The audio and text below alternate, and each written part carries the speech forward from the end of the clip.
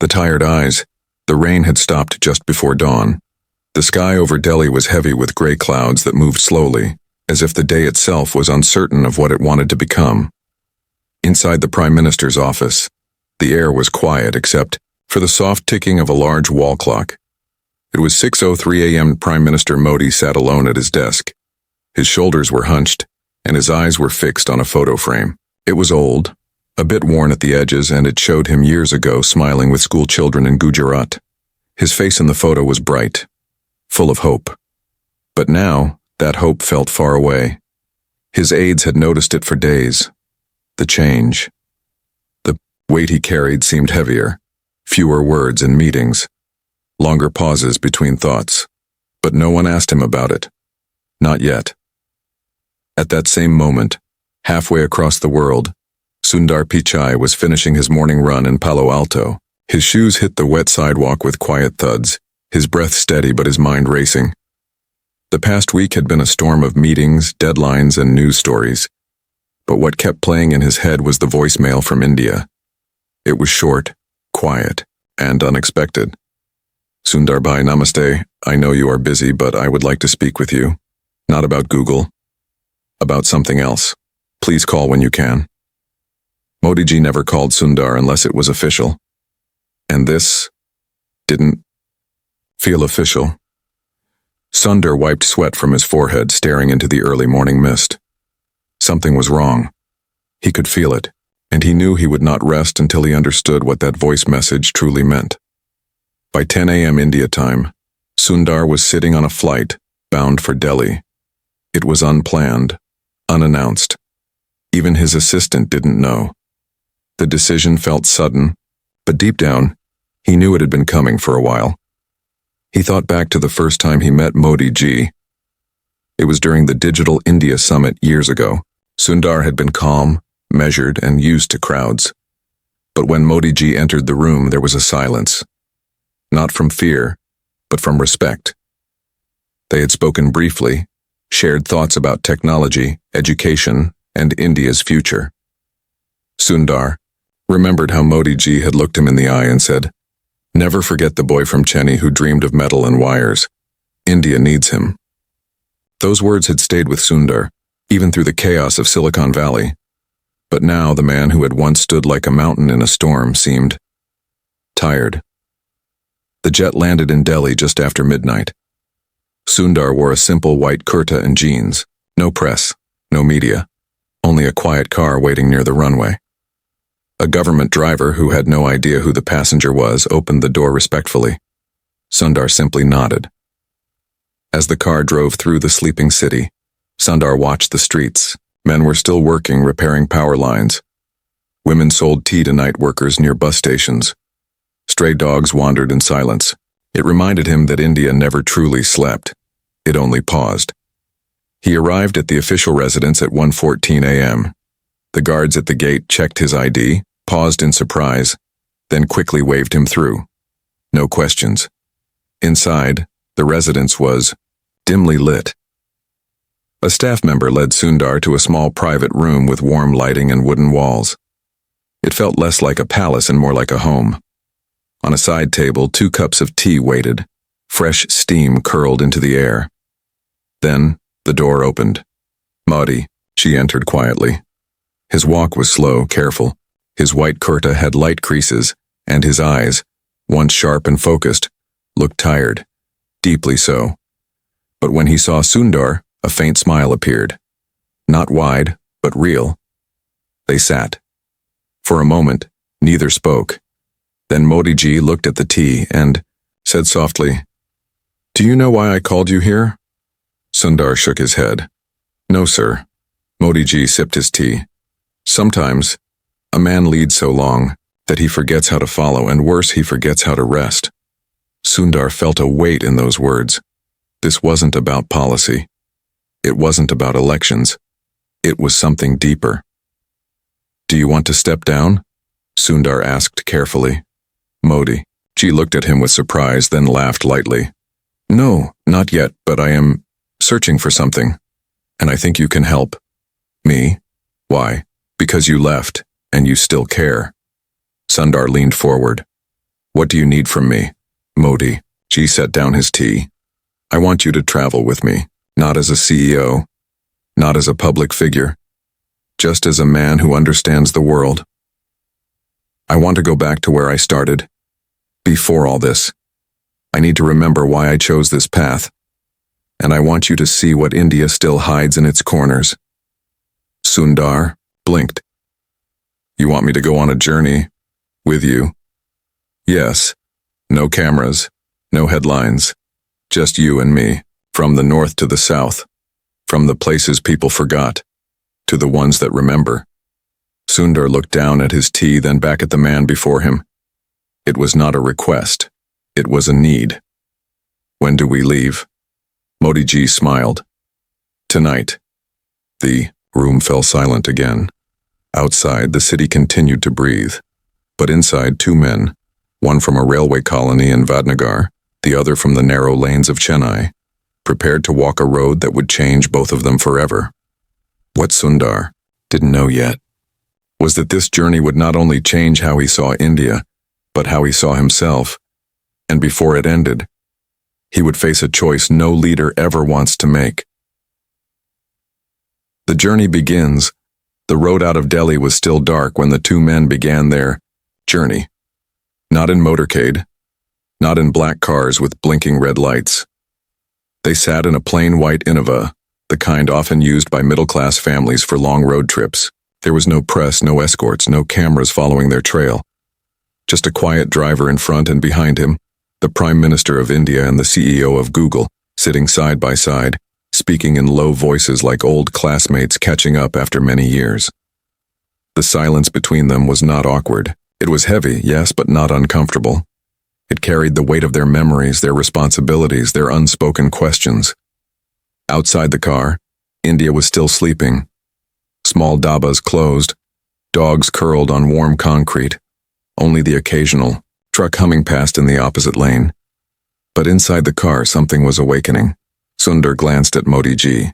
The Prime Minister looked out the window with still eyes, his fingers resting gently on the seat, as if listening to the road, not just watching it. Where are we going first? Sundar asked. Modi Ji turned to him slowly.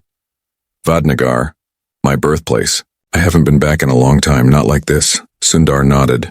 He had read about the town. Small, dusty, forgotten by maps and politicians until recently. It was where Modi had sold tea at a railway station, but Sundar knew this journey wasn't about nostalgia. It was about searching for something buried.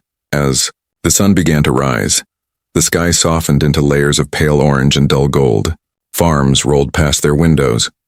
Wide fields of wheat and mustard, broken by narrow paths and grazing buffalo. Women with red and green saris balanced metal pots on their heads, their feet quick and sure. The land seemed timeless. When I was a boy, Modi Ji said suddenly, I used to walk 6 kilometers each morning to the river, to bring water back. Sometimes I carried 2 pots, other times just 1. But I remember the feeling of the cold water spilling onto my arms. He paused. Now I sit in a room with 12 air conditioners and hundreds of screens. Sometimes I miss the dust. Sundar listened carefully. These were not things the public heard. This was not a campaign. It was a confession. Do you miss being unknown? Sundar asked gently. Modi Ji smiled faintly. Not unknown. I miss being unnoticed. That word echoed in Sundar's chest. Unnoticed. He thought of his own journey. From Chennai's small streets to Silicon Valley. From waiting in line at American embassies to standing before presidents and shareholders. He, too, had become noticed, watched, weighed. They drove through towns where no one knew who sat in the back seat. Children waved at the car without reason, just because waving was fun. Men sold cucumbers by the roadside, their voices loud and cheerful. In one town, a boy ran barefoot beside the vehicle for a moment, smiling wide before turning into a narrow lane. It reminded Sundar of something his father used to say, that India's heart beats in places without headlines. By afternoon, they reached Vadnagar. The car slowed near the railway station. It had been rebuilt, cleaned, painted. The signs were new, but the air still smelled of iron and coal. Trains came and went like always, and Sundar saw it in Modi Ji's eyes. He wasn't looking at the platform. He was seeing something deeper, a memory frozen in time. They stepped out of the car. The sun was harsh now, casting sharp shadows. But the people around didn't recognize them, not immediately. Modi Ji had worn a simple shawl over his shoulders, his beard trimmed shorter than usual. Sundar, tall and soft-spoken, looked like a professor visiting his hometown. They walked quietly down the platform. Then, they stopped in front of a tea stall. It was new, clearly set up after Modi's rise to power, but it carried a sign that read, Chaiwala Corner, inspired by RPM. Modi Ji stared at it for a long time. He didn't speak. Finally, he turned to Sundar and said, "This was not here when I was here. Back then, the tea boiled in dented pots. We didn't call it a brand, we just needed to stay warm." A man approached, the stall owner. He didn't recognize them yet. "Sir chai?" Modi nodded. "2 cups, extra ginger if you have." The man prepared the tea quickly. Sundar watched as Modi took the cup, holding it like he had done 1,000 times before. Not with ceremony, but with instinct. They sipped in silence. "Do you think India knows me?" Modi asked suddenly. Sundar was taken aback by the question. "They admire you," he replied. "That's not what I asked." Sundar thought for a moment, then said, "I think they know what they want you to be, but not who you are when the cameras are off." Modi smiled faintly. "Maybe it's time someone saw that version of me." Just then, the tea seller narrowed, his eyes realizing something. His face changed slowly, from confusion to shock. He leaned closer and whispered, Are you? Modi gently raised a finger to his lips. "Let's just say, I used to make better tea than this." The man burst into laughter. Tears formed in his eyes. "Sir, I never thought... My father told me stories about a boy who sold tea right here. We thought it was just legend." Modi placed a hand on the man's shoulder. "No legend, just life." They left the station after that. Before the crowd could form, in the car, Sundar sat back, thinking. There was something beautiful in what he'd just seen. Not the recognition, but the quiet humility. The way Modi Ji spoke to the man, the way he remembered details that had no political value. Just human memory. They drove again. South, this time. Modi didn't say where they were going next. As night fell, the road became empty. The car's headlights cut through the darkness like 2 quiet promises. Sundar opened the window. The wind was cool. He thought about his own past. The smell of hot idlers in the morning, the rusted fan that turned above his bed, the way his mother used to hum while washing clothes. He hadn't thought of those things in years. "Where are we going now?" Sundar finally asked. Modi Ji turned to him. "To a school, one that never got a second floor." Sundar frowned. "Why that school?" "Because I promised a boy there I would come back someday, and I never did." The air in the car grew heavier. They drove until the roads turned to dirt. Small homes lined the edges. People sat on charpoys listening to old radios. Goats walked across the road without fear. They stopped at a broken gate. Modi stepped out, first. Sundar followed. Before them stood a 1-story school, cracked and worn. Paint peeled from the walls. Windows had no glass. But the name on the gate still stood clear. Prathmik Vidyalaya, Devgun Village. Modi Ji stepped forward slowly. In the distance, someone called out. A man with a lantern approached. He stared at them, uncertain. Then, as the light reached their faces, he gasped. "You came," the man whispered. Modi Ji nodded. 40 years late, but I came." Sundar watched in silence. The air smelled of earth and old memories. What he didn't know, what neither of them knew, was that behind the school walls, someone had been waiting. Not just a memory, not just a face. Someone whose life had been broken, waiting for Answers that only the Prime Minister could give, and those answers would change everything. The man behind the door, the school building, stood silent under the moonlight. Its paint was chipped, its roof rusted in patches. The air smelled of old books, rain-soaked earth, and something else. Memory. Sundar stood just behind Modi ji, watching the man with the lantern. His name was Shyamlal, and his eyes hadn't stopped watering since they arrived. "You really came," Shyamlal repeated, voice soft with disbelief. "We thought maybe it was just something you said." Modi ji stepped forward slowly, his sandals crunching on the gravel. "I said I would return, and I meant it." "It's been decades," Shyamlal whispered. "I know." Sundar noticed something strange in the way they spoke. This was not the usual greeting between a prime minister and an old acquaintance. There was tension in the pauses, the kind that comes from promises made and not kept. Sundar didn't ask. He waited. They walked past the school's front steps. The building seemed asleep, its windows empty like tired eyes. Shyamlal led them inside. The classroom still had benches, though many were cracked. Chalkboards had turned gray with age, and on one of them someone had written a quote, "Education is not the filling of a pot, but the lighting of a fire." Underneath it, a child's drawing of a flame. Modi ji ran his hand across a desk. It creaked beneath his touch. "This was my seat," he said quietly. Shyamlal nodded. "Yes. Third row from the back, you always sat there, never first. You said the back gave you the best view of everything." Modi ji smiled faintly. "I liked to watch how others thought, who struggled, who hid their homework, who secretly wanted to be heard." Then his smile faded. "But one day, someone raised their hand and I never answered them." The room fell into silence. Sundar stepped forward. "What happened?" Shyamlal looked down. "You were visiting as a minister back then. It was brief. Just 1 hour. A boy stood up and asked you something, or do you remember?" Modi nodded slowly. "He asked me if one day this school would have a second floor, and I said yes." Shyamlal's voice cracked. His name was Prabhat. Sundar could feel the heaviness rising. He had seen heads of state speak with confidence. He had watched powerful people move through crowds like gods.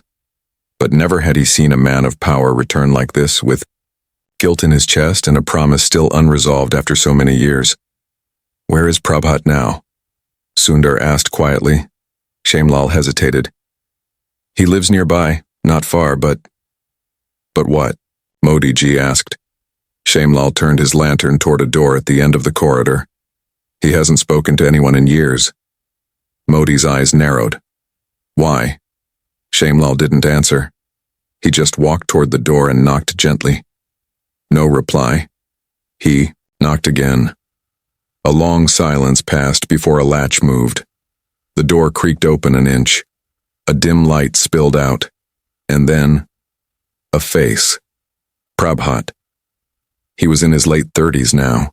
His hair was uncombed. His beard had grown wild. His eyes, they were deep pools of still water, filled with something broken. But when he saw Modi, his expression didn't change. He didn't move. Modi ji stepped closer. "Prabhat," he said softly. "Nothing. You asked me something years ago." Modi continued. "I gave you an answer I couldn't keep." Still, no reply. Only eyes that seemed both young and ancient at once. Sundar watched closely. There was a tension in the air now, not just from pain, but from years of silence crashing into the present.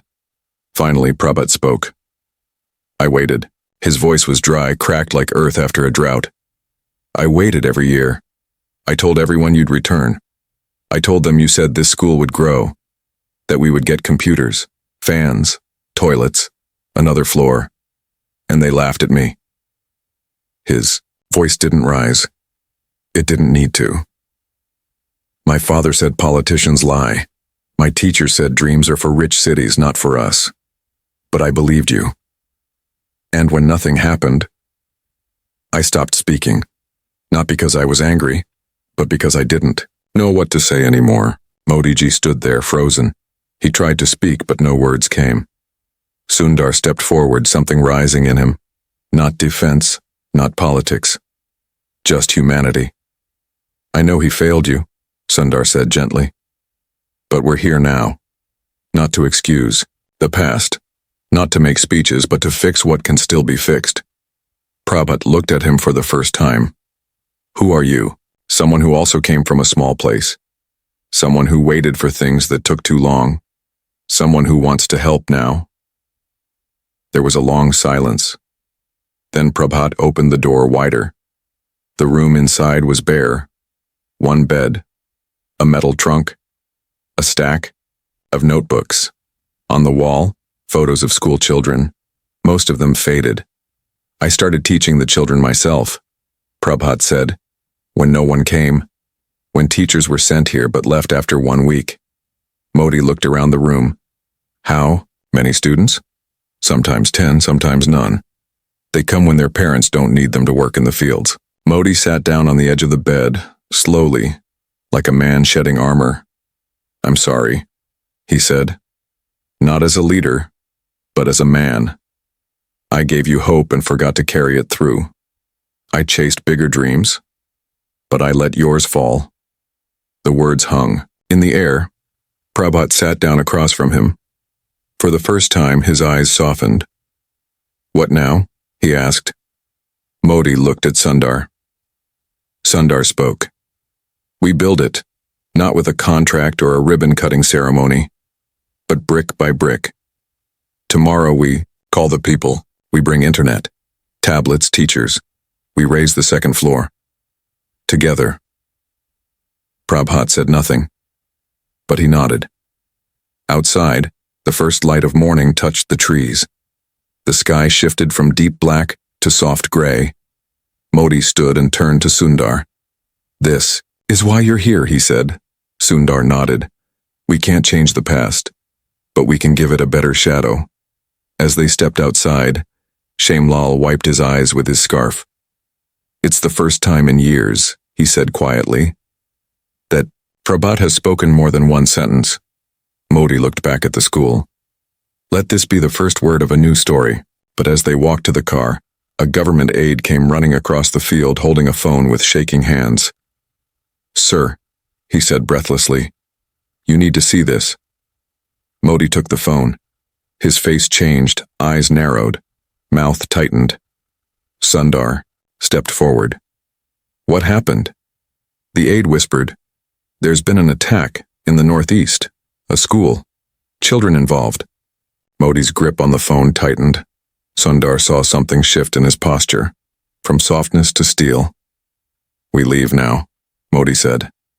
The car started, tires crunching gravel. The journey of the heart had just begun. But the country was calling him back to fire.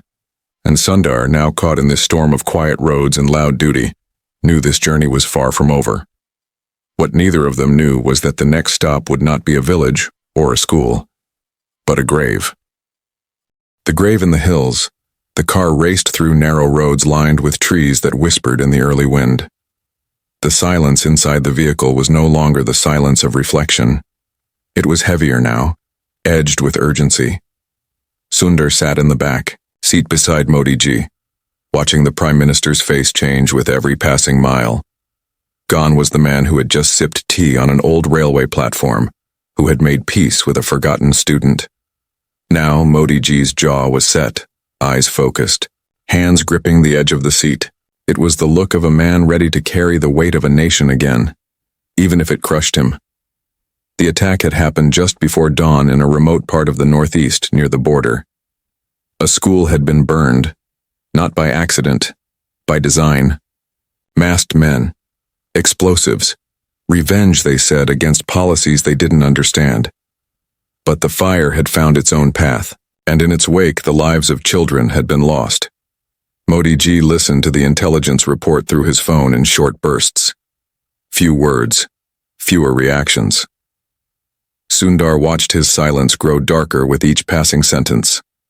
How many? Modi asked. The voice on the phone answered quietly. 9 children, 3 teachers, all gone. A long pause. Ages?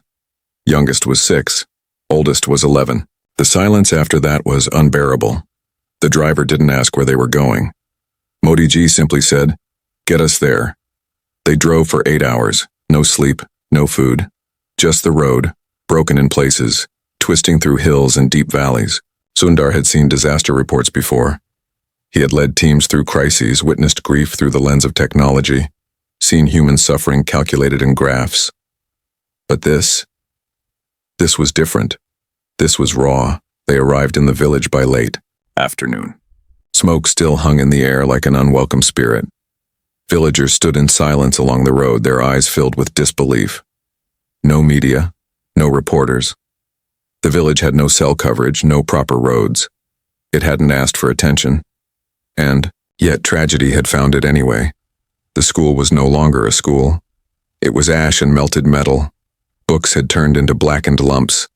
Desks were bent like twisted bones. And in the center of it all, a broken swing still swayed, as if the wind hadn't realized the children were gone.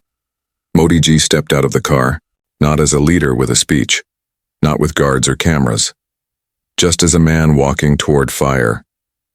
He bent down slowly and picked up a half-burnt notebook. On the corner, in a child's handwriting, were the words, "I want to be a doctor for my village. No name. Just a wish." Modi didn't speak. He just held the notebook against his chest. A woman stepped forward. She looked older than her years, her face carved by grief. She didn't cry, she didn't scream. She simply raised her hand and pointed to the edge of the village. "We buried them there," she said. "The ones we could." Sundar followed, as Modi Ji walked slowly toward the site. The ground was uneven, freshly dug. Simple wooden markers stood in rows, names written in chalk, already fading from the wind and dust.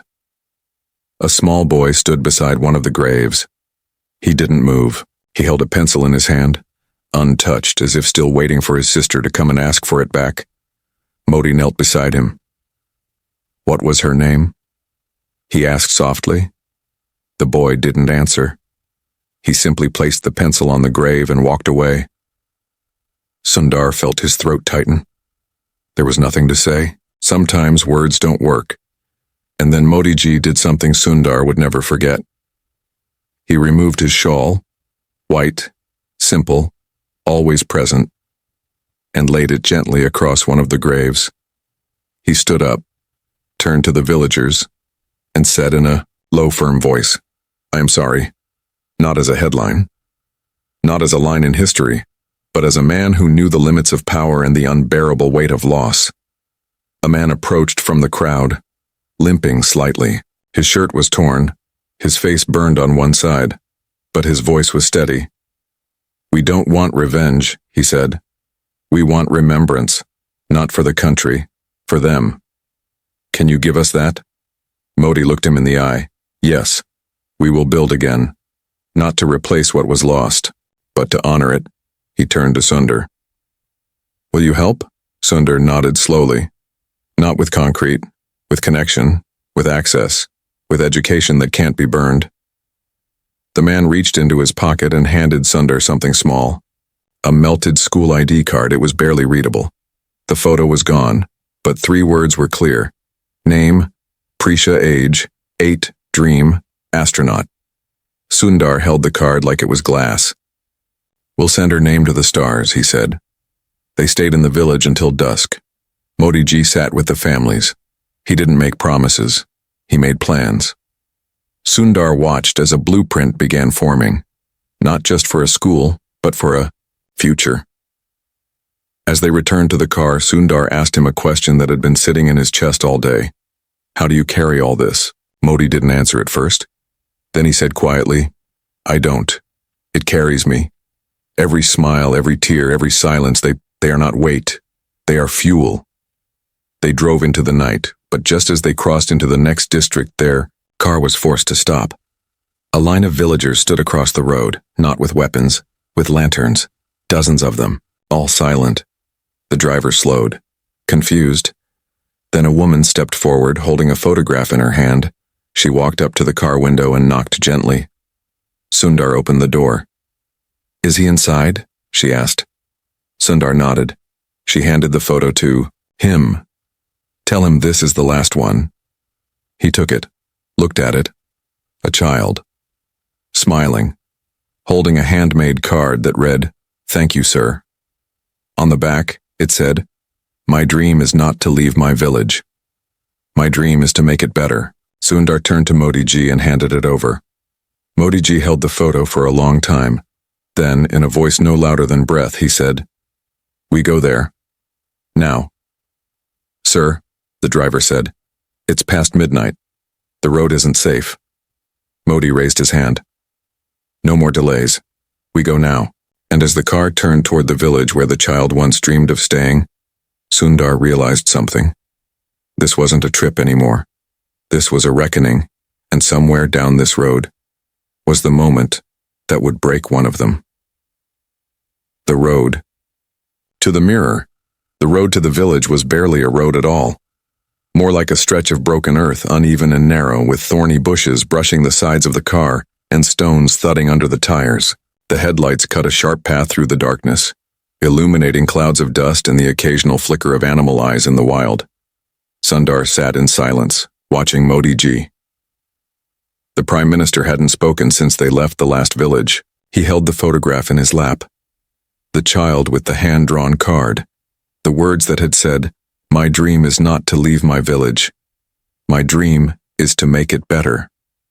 Those words kept circling in Sundar's mind, crashing against memories of his own childhood, of crowded rooms and second-hand books, of evenings studying by candlelight when the power failed in Chennai.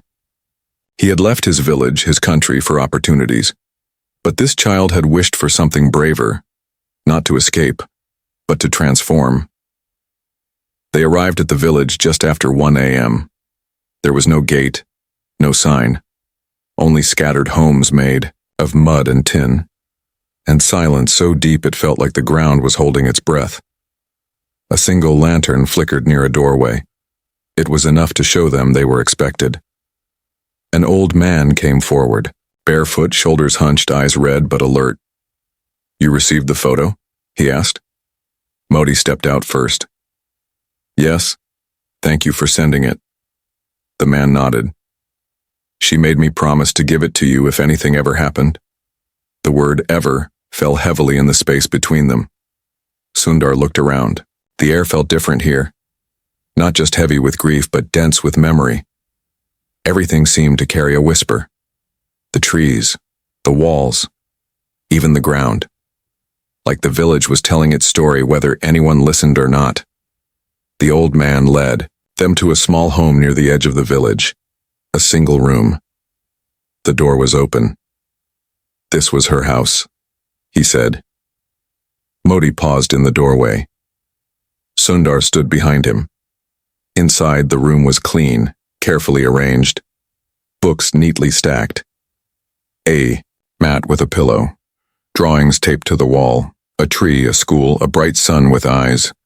But in the center of the room, placed gently on a small table, was the child's last possession. A letter, written in blue ink on ruled notebook paper, folded twice. Edges softened by hands that had read it many times. Modi picked it up. Opened. Chorisita read silently. Sundar watched his face, the lines deepening, his brow tightening, his eyes refusing to blink. Finally, he handed the letter to Sundar. It read, "Dear Prime Minister, sir, I saw you on TV when you promised to bring internet and good schools to villages. I believed you. I told all my friends you were coming. They laughed. But I waited. I still wait. My mother says dreams are too expensive for us. But I don't believe that. Dreams grow like seeds. You just have to give them water. If you ever read this, please don't forget us. We are not far from your maps. We are just hidden behind your walls. Your student, Kushi." The name felt too cruel. Kushi. Joy.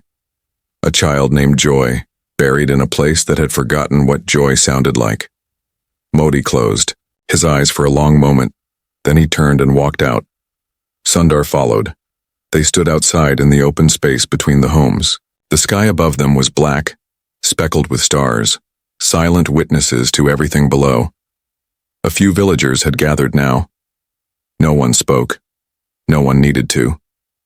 Modi stepped onto a large flat stone in the center of the square. He didn't raise his voice. He didn't deliver a speech. He spoke like a man facing a mirror. "I made a mistake," he said. "Not just in policy and vision.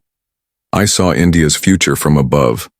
I measured it in projects, in data, in speeches. But I forgot that some parts of India still live below the line of attention." He paused. "Kushi believed in a promise I forgot to fulfill. And now I will carry her letter with me wherever I go." He took the letter from Sundar, folded it carefully and placed it inside his shirt pocket over his heart. "From today, every village we build, every classroom we fund, will carry her name. Not because she was a victim, but because she was a mirror, and we must not look away." A woman stepped forward from the crowd, holding a bundle wrapped in cloth. She handed it to Sundar. He opened it slowly.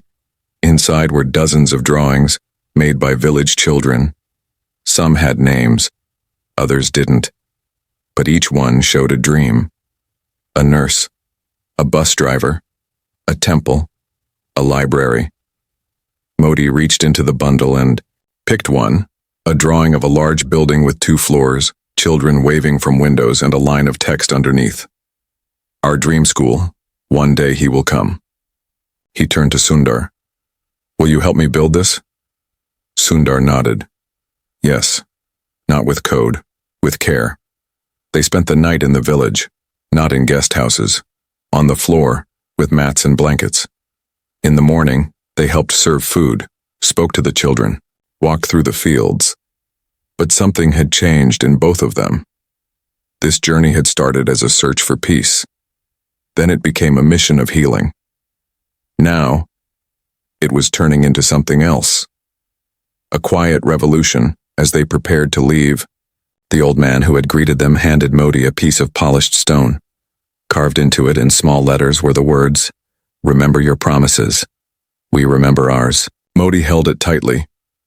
As the car drove away from the village, Sundar looked back at the tiny homes, the fading drawings, the single lantern still lit in the doorway. "Where to next?" he asked. Modi didn't answer right away. Then he said quietly, "My past is behind us. We've walked through memory, through sorrow, through silence. Now we walk into fire." Sundar frowned. "What do you mean?" "There's one place left. A place I never wanted to return to." "Why?" Modi looked out the window, eyes hardening. "Because that's where I lost who I was, and became who I had to be." The car continued through the hills, the sun rising slowly behind them. Neither of them knew what they would find at the end of the road, but both knew this final stop would not be about India. It would be about identity. And somewhere ahead, waiting in shadows, was a secret that had been buried long before the nation began to look up to him.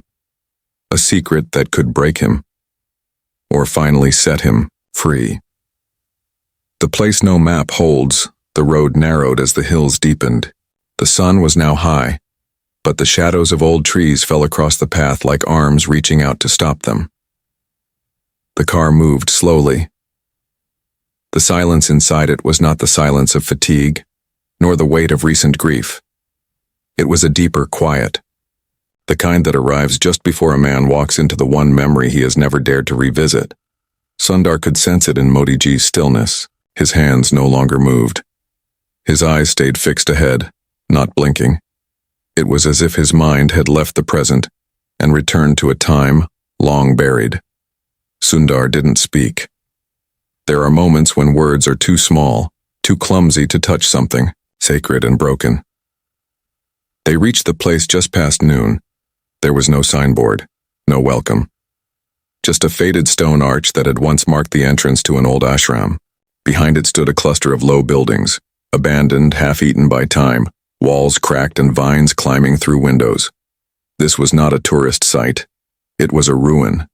And yet, when Modi stepped out of the car, his shoulders dropped just slightly, as though he had been carrying something invisible for years, and had finally arrived at the place he'd been avoiding. Sundar followed him through the broken gate. "What is this place?" he asked softly. Modi didn't turn around. This, he said, is where I stopped being a son. They walked through the courtyard.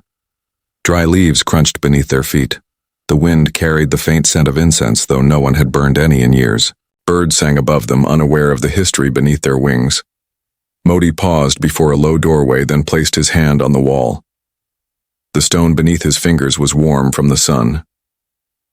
I came here when I was 17, he said. Ran, away from home. Told no one. Not even my mother. I said I wanted to find peace. Truth. But the truth was, I didn't know who I was. I only knew I wasn't ready to become who everyone else thought I should be. They stepped inside. The room was empty. A small clay platform, a broken lamp, the outline of a mat once used for meditation. I stayed here for nearly 2 years, he continued. Swept the floors, cooked in the mornings, studied scriptures, and at night, I wrote letters to my mother I never sent. Sundar sat on the edge of the platform listening.